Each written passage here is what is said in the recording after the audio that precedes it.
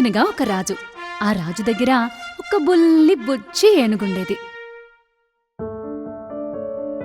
దాని పేరు అప్పు. అది చాలా అందంగా ఉండేది. మా అప్పు ఎవరికీ ఏ అపకారం తలపెట్టదు. అందరితో ప్రేమగా ఉంటుంది.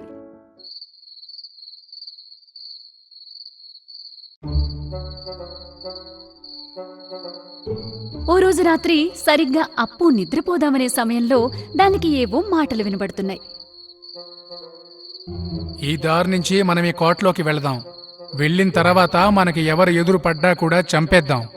మనం దొంగలం, ఎవ్వరికి భయపడకూడదు. మనల్ని చూసి అందరూ భయపడాలి. ఈ మాటలన్నీ అప్పు చాలా శ్రద్ధగా వింటూ ఉంది. ఈ దొంగలు చెప్పిందేదో బావున్నట్టుందే, నేను అలా మారిపోతే పోలా అనుకుంది.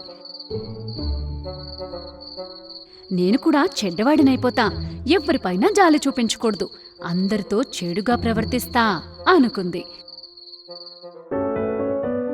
మరుసటి రోజు ఉదయాన్నే మావటివాడు అప్పు కోసం ఆహారం తీసుకొస్తాడు. అప్పు వెంటనే తొండంతో మావటివాణ్ణి ఒక్క విసురు విసురుతుంది. దెబ్బకి మావటివాడు అక్కడ్నుంచి ప్రాణాలు అరచేత పట్టుకుని పరుగులు తీస్తాడు. అసలేం జరిగిందో చూద్దామని ఇంకొక వ్యక్తి అక్కడికి వస్తాడు. అప్పు అతన్ని కూడా తన తొండంతో విసిరి కొడుతుంది. అంతేకాదు, రోజు చెట్లు, విలువైన వస్తువులు ఇలా ఏది కనిపిస్తే దాన్ని తన తొండంతో పడేసి విధ్వంసం సృష్టించడం మొదలుపెట్టింది. కొన్ని రోజులకి ఈ వార్త రాజుగారి దాకా వెళ్ళింది. ఎవరక్కడ? వెళ్ళండి, వెళ్ళి అసలు అప్పుకేమైందో తెలుసుకోండి. తప్పకుండా మహారాజా. వెంటనే ఆ వ్యక్తి అప్పు దగ్గరికి వెళ్లి అప్పుని చాలా తీక్షణంగా గమనిస్తూ ఉన్నాడు. అప్పు ఒంటిపైన ఎలాంటి గాయం కాని ఒక్క దెబ్బ కాని లేవు. ఆ వ్యక్తి ఆలోచిస్తూ ఇంకేదో జరుగుంటుంది అని అనుకుంటాడు. నాకు తెలిసి అప్పు ఏవో చెడ్డ మాటలు విని ఉంటుంది, అందుకే ఇలా ప్రవర్తిస్తుంది. మావటివాడి దగ్గరికి వెళ్లి ఇలా అడిగాడు. ఈ చుట్టుపక్కల ఈ మధ్య ఎవరైనా వచ్చి మాట్లాడుకోవడం ఏమైనా చూసేవా? కొద్ది రోజుల క్రితం మన రాజ్యంలోకి దొంగలు చొరబడ్డారు.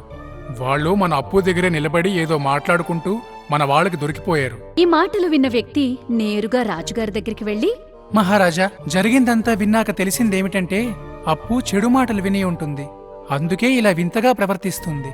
ఒకవేళ మంచి మనుషుల మధ్య మంచి మాటలు వినిపిస్తే అప్పులో మార్పు కనిపిస్తుందేమో. రాజుగారు మంచి మాటలు వినేలా అప్పు దగ్గర కొంతమందిని ఉంచారు. అప్పు వినేలా వాళ్ళందరూ ఇలా మాట్లాడుకోవడం మొదలుపెట్టారు.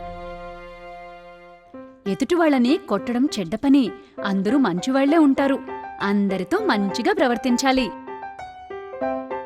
వీళ్లు మాట్లాడుకుంటున్న మాటలన్నీ అప్పు ప్రశాంతంగా విని, వీళ్లు చెప్పేది నిజమే కదా, అందరితో మంచిగా ఉండాలి, కలిసిమెలిసి ఉండాలి అనుకుంది. ఇక ఆ రోజు నుండి అప్పు అందరితో ఇదివరకటిలాగానే మంచిగా మెలగడం మొదలుపెట్టింది. చూశారుగా పిల్లలు, ఈ కథ ద్వారా మీకేమర్థమైంది? ఎప్పుడూ మంచినే వినాలి, మంచినే మాట్లాడాలి, అందరితో మంచిగా మెలగాలి.